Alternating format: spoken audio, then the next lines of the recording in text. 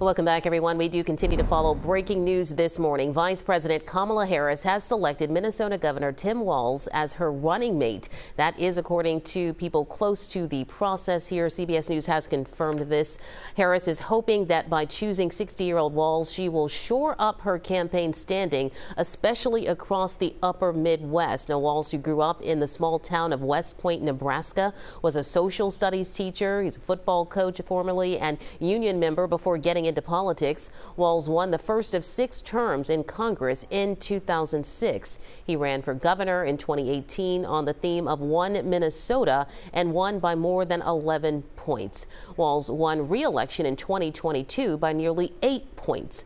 Minnesota has produced 2 vice presidents in our history, Hubert Humphrey and Walter Mondale. Now, here is a look at Walz's house in Minnesota right now. We expect the Minnesota governor to travel to Philadelphia at some point for the rally that's going to be held tonight at the Leah Corus Center.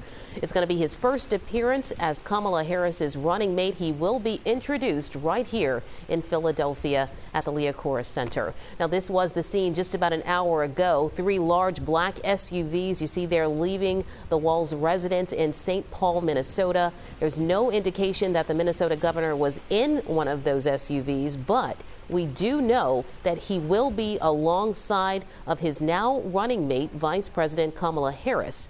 Tonight in North Philadelphia, that's going to be happening again at the Leah Corus Center on Temple University's campus. That rally is set to kick off at 5 o'clock this evening. So at some point, if he's not already here, he will certainly be getting on a plane very shortly. Now let's get more on the man who is now the Democratic nominee for Vice President, Minnesota Governor Tim Walz. Our Dan Snyder has been watching all of this unfold. We've all been waiting for this announcement that appears to be official right now. He's joining us now from the newsroom. Dan.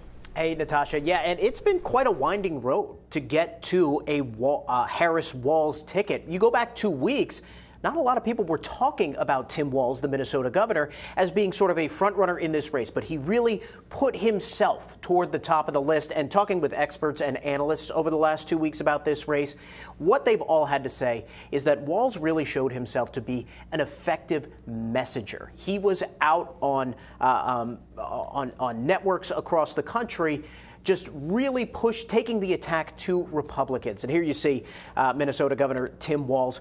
He has been that sort of attack dog for Vice President Harris, really taking the fight to Republicans. And in a lot of presidential campaigns, that's kind of the role you want your vice president or your vice presidential nominee to take. And talking with John Kennedy, political science professor at West Chester University, he says, you know, Walz kind of has this folksy appeal to him, right? He can be out in a T-shirt and a hat working on a lawnmower. He could be in a suit, as you see him on your screen right now.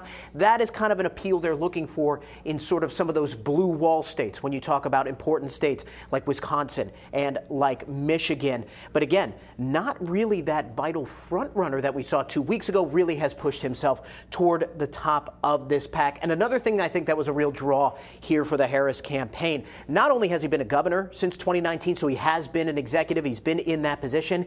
He was a congressman for 12 years, so he has extensive legislative experience that not a lot of other people on that short list really had. Here again, you see those black SUVs just about an hour ago leaving the Walz residence. So Kamala Harris, of course, was in the Senate, but not for an extended period of time. So maybe having that vice presidential nominee that has some connections still in Washington, in Congress, that could be seen as a help for her. One of the drawbacks I'd heard from experts on Walz, doesn't have that electoral strength that you might see from a Josh Shapiro, right? There was a lot of talk that Josh Shapiro for Pennsylvania could possibly do for Harris what, say, LBJ did for John Kennedy back in 1960. LBJ helped put Texas in John Kennedy's camp and help him win that election. A lot of experts thought, hey, maybe Josh Shapiro could help put Pennsylvania, an all-important state, in the Harris camp. When you're talking about Tim Walz, again, Minnesota has not gone for Republicans since all the way back in 1972. But they are looking at him to have that appeal to those upper Midwest states like Wisconsin, like in Michigan. So the Harris-Walz ticket appears to be set. And yeah, it was quite a road to get here, but we are here. Natasha.